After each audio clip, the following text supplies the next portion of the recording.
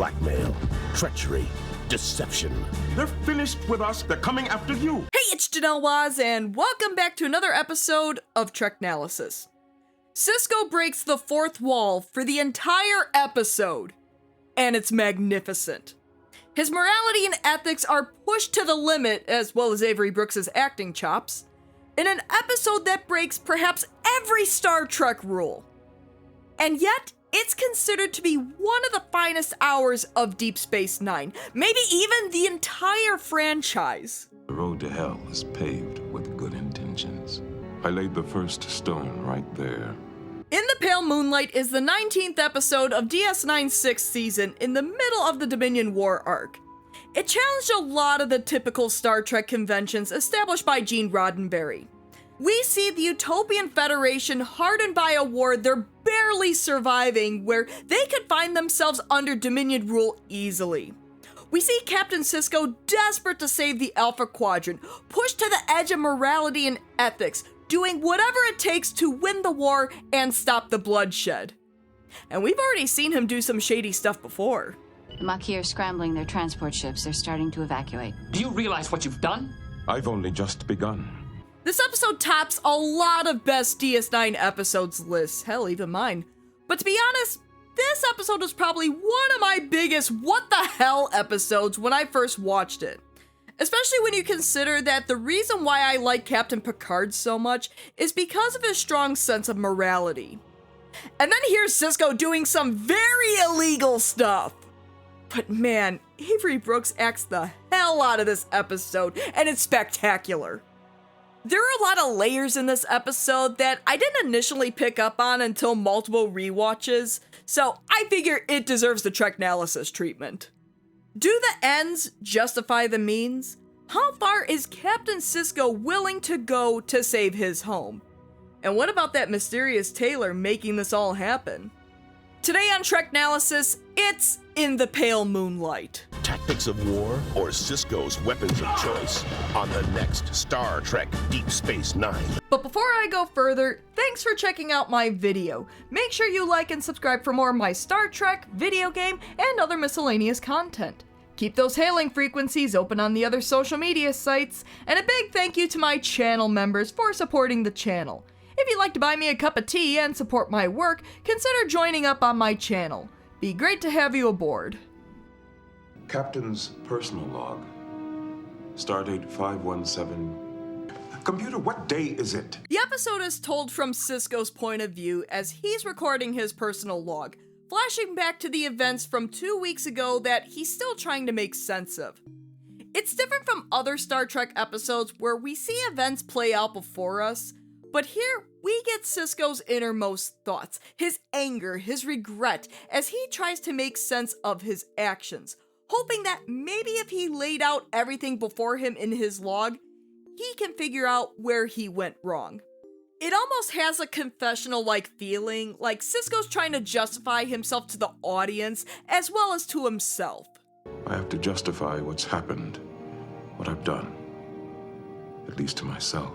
It all started 2 weeks ago on a Friday, the day Sisko posts the weekly casualty list. Morale is at an all-time low. Everyone around him is losing loved ones, friends, and acquaintances weekly, the war isn't going well, and everyone is getting increasingly frustrated and angry. I've grown to hate Fridays. And to make matters worse, the main reason these attacks keep happening is because the Jem'Hadar keep crossing Romulan territory, and the Romulans don't do a damn thing about it.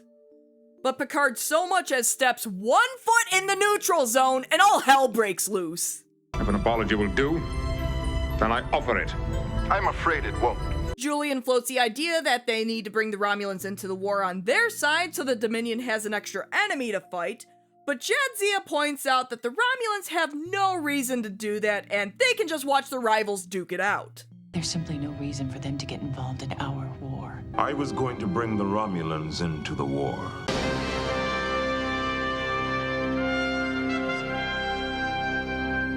So Sisko starts strategizing on how to convince the Romulans to enter the war on his side, even bringing in Dax to help him rehearse what he's gonna say. And they both get a little too into it. If you watch us go under, then what you're really doing is signing your own death warrant. I need something more concrete than this self-serving argument of a Starfleet officer. You know, I know Dax has a point, but damn, if the Romulans got a taste of that fine Sisko articulation that seems to come out when he's angry, I can't think of a more convincing argument. It's spectacular! But you so much as litter on the promenade, and I will nail you to the wall. That being said, Jadzia does make a pretty good Romulan. I prefer the spots to the pointed ears. So say we all. And with baseball in hand, hey, watch the baseball, Benny. Look what happened to Ducat. We'll go back to Cardassia's.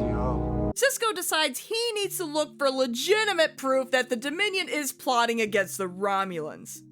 Which he technically has no reason to suspect that there is any proof, but hey, he's grasping at anything right now. So he needs someone to sneak onto Cardassia Prime and find the evidence. He just needs somebody that's really good at sneaking and getting into places he's not supposed to be. I must say I'm flattered, Captain. I had no idea you held such a lofty opinion of me. Honestly, this has to be some of the most Garrick acting in the show, and Ben's having none of it. He just needs a plain simple tailor to do a job. A job, one could say, was fit for a former spy. He's under the impression that I was a member of the Obsidian Order. Now, while Garrick has been exiled from Cardassia for reasons that are never made clear in the show, other than he was possibly framed, he does love his homeworld. Why did you let Professor Lang go? I have no choice. I love her. And I love Cardassia, which is why I had to do what I did. And while he does hate what the Dominion has done to his home, this assignment is likely to get him killed, and at the end of the day, Garrick looks out for number one. No, not that number one. I didn't say you had to go there yourself. Indeed, for Garrick has some contacts on Cardassia that owe him a favor. However, this mission would involve calling them all in. I mean, sure, he could do it, but he gives Sisko a warning first. It may be a very messy, very bloody business. Are you prepared for that? This goes beyond simply convincing the Romulans to join the war. Even just getting this information might be particularly brutal, especially if you're involving Garrick. Afterwards, he just kept saying, his eyes, his eyes. It's not just a question of whether or not Garrick can get the information, it's also a question of whether or not Ben wants to get involved. I posted my 14th casualty list this morning. I'm already involved in a very messy, very bloody business.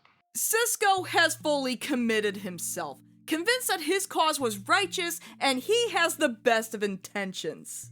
3:28 a.m. Dominion has invaded Beta Z.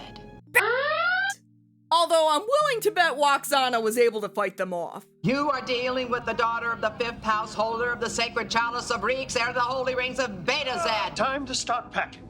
Now the situation is even more desperate for the Federation. Although the Dominion might have their hands full. Daughter of the fifth house, holder of the sacred chalice of Reeks, heir to the holy rings of Beta Z. Who are you? Conquering Beta Z would make the Dominion able to threaten even more Federation worlds, including Vulcan and Andor. So the Federation could really use an ally right about now. But hey, at least Garrick managed to contact his old buddies who also don't like the Dominion and are willing to help. There's just one problem. They're all dead now. What? Yes. All killed within one day of speaking with me. So, shit's getting real. But just when Sisko looks like he's about to call the whole thing off, Garrick hopes that he isn't giving up that easily. After all, he told him the fate of the entire quadrant hangs in the balance.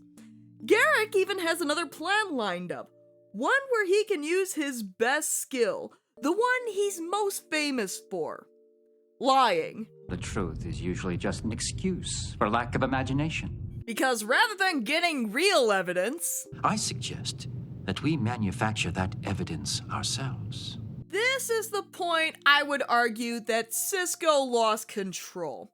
He was gonna do things the right way, find actual evidence to honestly convince the Romulans to enter the war. And in retrospect, he even admits that maybe he should have told Garak he'd think about it and then completely drop it. But as soon as he agreed to Garak's plan of forging evidence, Garak was gonna do what Garak does. 217th rule of acquisition. You can't free a fish from water. It's established throughout the show that Garak is not trustworthy, is a known liar, and has been known to do some crazy shit. I mean, this was the guy who tied up Nog and threatened to kill him. There were extenuating circumstances. Even though Sisko was desperate, he has no right to be shocked by anything that happens from this point on. I'm shocked. So what is Garak's plan exactly? Well, Sisko is supposed to secretly invite Senator Vreenak from the Romulan Senate to DS9 while he's on his way to a secret meeting with Weyoun on a nearby planet. How do you know he'll be visiting Zakata? There are some things I'd rather not discuss. May I continue? No, that's not Elaine Bennis' psychiatrist boyfriend who she couldn't break up with. Senator Vreenak is the guy who negotiated the non-aggression pact with the Dominion, so if Ben can convince him that the Romulans should join the war, they more than likely will. He's supposed to hand Vreenak a legitimate-looking data rod with a faked recording of the Dominion planning to betray and invade Romulus, and tell him how difficult it was to obtain this rod. At least 10 good men lost their lives bringing it across the line, that sort of thing. Many Bothans died to bring us this information. The rod, of course, is extremely hard to come by, but Garak is currently working on that. But they still need an expert programmer to forge the footage. Luckily, though, Garak already has one lined up. But he's currently on death row in the Klingon Empire, so, maybe you can spring him out of prison? The Klingons were going to execute me tomorrow. Of course, they say that every day. It's one of the little games they like to play. Good night, Wesley. Good work. Sleep well. I'll most likely kill you in the morning. This is Graythan Tolar, perhaps one of the scummiest scumbags to ever ooze his way onto the station. I mean, he makes Quark look like a fine, upstanding citizen. You're still disgusting. Till the day I die. But does his tone change as soon as Garak is mentioned? Garak is here? That's right. Oh. But Sisko soon realizes he probably shouldn't have left the scumbag alone on the station. He just tried to kill Quark. I mean, who hasn't?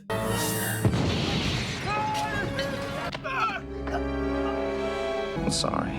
Yeah, me too. Get out of my way! If you stand still, this won't hurt as much. Wait a minute. Well, we're all here today because somebody decided to get drunk, harass a Dabo girl, and then stab Quark. Although props to Quark for coming to the aid of a Dabo girl in distress. The only reason Odo hasn't thrown Tolar's ass in a holding cell next to Ensign Monroe Jailbird is because he claims to know Sisko. But if Quark insists on pressing charges, then he'll have to arrest him. I mean, look at this poor soul. I'm a man who just had a brush with death. Bleeding was superficial. Superficial? Do you know how much the shirt cost? So Sisko sits down and asks Quark what it's going to take to get him to drop the charges and forget the whole thing ever happened. Are you offering me a bribe? Quark has a newfound respect for Sisko.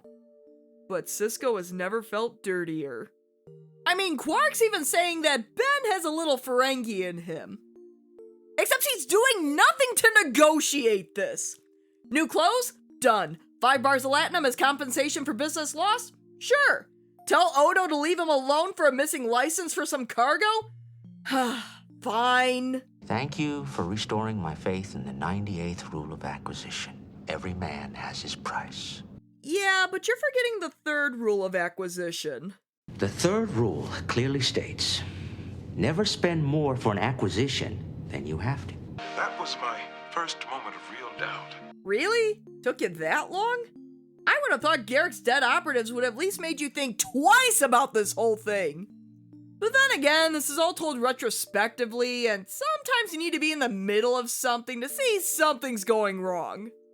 But, okay, this was the moment where he really starts questioning the plan. But it was Friday, And there was another casualty list. People are dying out there every day. Okay, I have to talk about Avery Brooks's acting style because it's a staple of the show. Yes, he does overact, but he does such a good job of it that you just don't care. I mean, I'll defend William Shatner's acting in the original movies because he is capable of some really great emotional moments. His was the most human. But that being said, if you look at certain moments in the show, yeah, it's overacted to the point where Shatnering is a meme.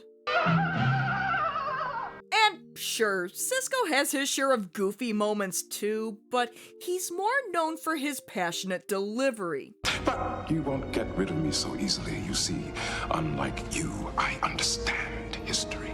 You can tell he feels things deeply and is really grappling with his actions, resulting in an emotional performance without sacrificing his masculinity and his overall badassery. And here I am, still worrying about the finer points of morality.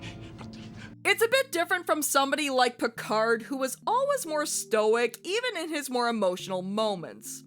Though there are exceptions to this rule, and they're still excellent scenes. I should have been able to stop them. I should.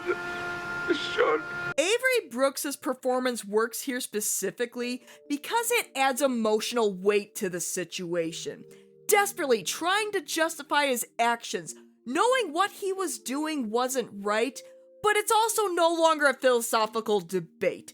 Actual lives are on the line. I had to keep my eye on the ball, winning the war, stopping the bloodshed. Those were the priorities. And then, on his way to Ops, Garrick joins him in the turbo lift after locking Tolar in his quarters. I've also left him with the distinct impression that if he attempts to force the door open, it may explode. Wait, Garrick, explain yourself!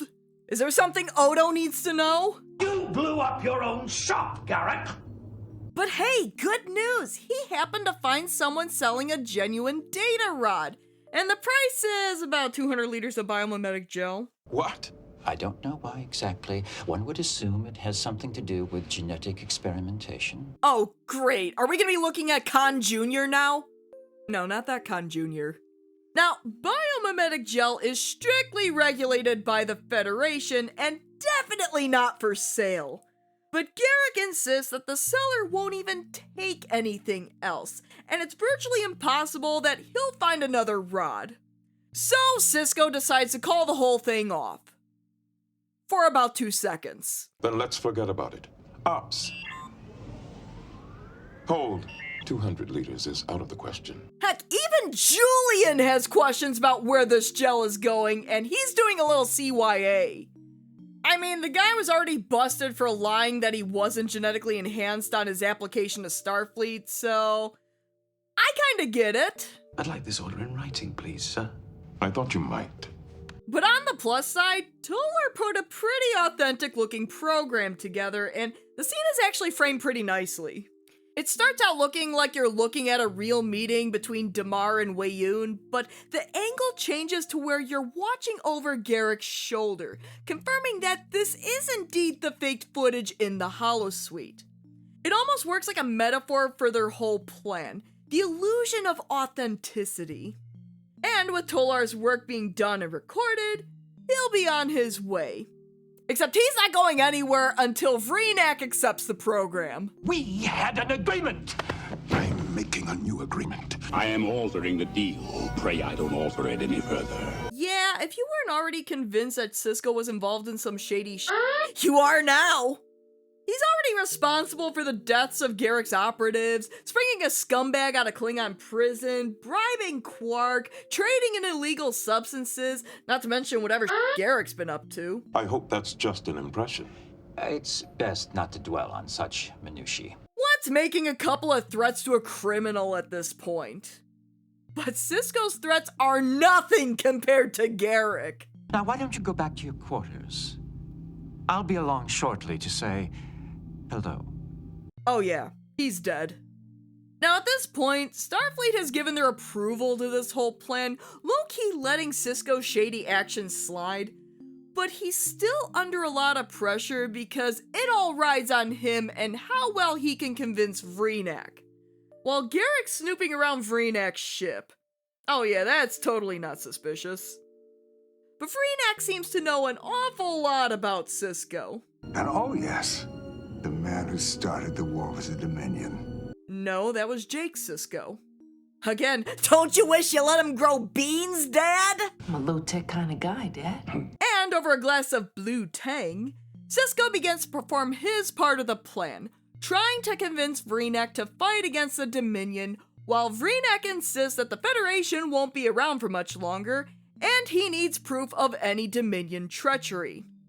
Which Jadzia called earlier in the episode. I need proof of Dominion duplicity. Not more words. Proof. Now, it's kind of interesting how Vreenak's describing his blue tang. Okay, Romulan Kali-Fal, but blue tang. Remarking how it's only an approximation and not the real thing. But at one point in the conversation, he observes this. It really is a good replica. For a moment there, I almost forgot it wasn't the real thing. But only for a moment. I hadn't really noticed it before, but there are some clever parallels between the replicated drink and the recording Sisko presents. Something that seems genuine for a moment, but is in the end a forgery. There's a lot of layers to this episode that you pick up on the more times you watch it, and it's thoroughly fascinating. And naturally, after viewing the footage, Vreenak wants a moment to look it over on his own, and we enter the quietest part of the episode. Sisko continuing to record his personal log. No music, just Sisko reflecting on the agony of waiting. How he couldn't focus on anything else to pass the time, agonizing over his decisions. He even reminisces on his father's words about worry and doubt. The souffle will either rise or it won't. There's not a damn thing you can do about it. He really is a good approximation to Brock Peters. If you order anything but the bread pudding souffle, you'll be making a mistake you'll regret the rest of your life. But now, for the moment of truth. It's a fake. And it's real! Somehow, this is both the best and worst line reading of the entire episode, and the basis for many a meme. Everything Sisko did up to this point, all the illegal activities, every shady dealing, all the doubts, failed miserably. And now Vreenak is gonna go back home, tell everyone what happened, and make the situation so much worse. It all blew up in my face. A few moments later. A Romulan shuttlecraft carrying a high-ranking senator has just been destroyed. Which senator? Senator Vreenak. So, the Romulans believe that the Dominion sabotaged Vreenak's shuttle and are more than likely going to enter the war. I mean, you guys sure it wasn't Kai Wynn? She's done it before! Allegedly. And it was in that moment Sisko knew exactly what happened. And he knew he was gonna have to deliver an ass whooping. Yep, that's me. You're probably wondering how I ended up in this situation. It turns out that Garak didn't exactly tell Sisko the entire plan. I'm shocked. The main reason he wanted Vreenak on the station was to plant a bomb on his shuttle to make it look like the Dominion had him killed. And the recording? Once it's recovered, the Romulans will be convinced it's legit just because any flaws could have been the result of the explosion, so hell yes, they're joining the war. And Tolar? Well, he knew a little too much, and he's well into Big Blue Holosuite in the sky. Additionally, Star Trek Wiki site Memory Alpha points out that biomimetic gel could be used as an undetectable explosive, and we don't know exactly how Garak planted that bomb on Vreenak's shuttle. Which is a good point, and holy shit, Garak, how deep was this plan? Ben, what did you expect? You knew exactly what kind of person Garak was. Heck, as Garak points out, that was the whole reason you went to him. Because he was willing to do the things that you weren't willing to do. He even warned you that this whole thing could get very messy. It may be.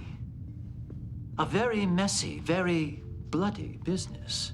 Ultimately, though, Sisko did what he wanted to accomplish. And in a magnificent speech from Garak, he may have saved the entire Alpha Quadrant. And all it cost was the life of one Romulan senator, one criminal, and the self-respect of one Starfleet officer. I don't know about you, but I'd call that a bargain. As much as I raved about Avery Brooks' performance in this episode, Andrew Robinson carries it about as much as he does. His speech is one of the most important moments in this episode, with another moment from Sisko on the way, proving in his own Garak way that everything Sisko did was ultimately worth it. Back in the present, the Romulans did indeed declare war on the Dominion, and this will probably turn the tide of the whole war. Sisko finally comes to terms with what he did in one of his greatest speeches, and the other most important moment in this episode. I lied. I cheated. I bribed men to cover the crimes of other men. But in spite of everything he's done, the most damning part of it all is that he can live with it.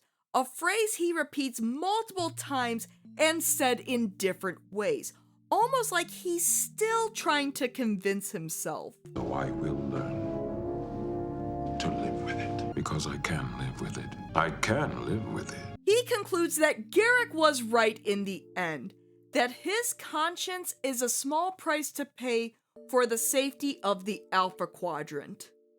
And then, Sisko ends the episode in perhaps the most badass way possible. Computer, erase that entire personal log. Wow. That was a great episode. All the layers, the acting, confronting the idea of whether the ends justify the means, and even making a strong case that maybe sometimes it does. It really gets you thinking about the ethics behind Sisko's actions, and to be honest, I'm not entirely sure how I feel about it. Like I said before, this was probably one of the biggest what the hell episodes for me when I first watched it, because of Sisko's increasingly unethical actions in the hopes of saving the Alpha Quadrant. He really was stuck between a rock and a hard place, and I think out of the main Star Trek captains, only Sisko could have pulled this episode off. Listen, I love Picard for a strong sense of morality, but I don't think he would have been capable of doing what Sisko did in this episode. Or if he did, it would feel very out of character. Because Sisko leaned more on the gray side, because he was shown to be capable of some kinda shady decisions, it's believable that he was capable of doing what he needed to do in this episode. At the same time, we know he's a good man trying to do what's right, so he naturally has misgivings about everything he did in the episode.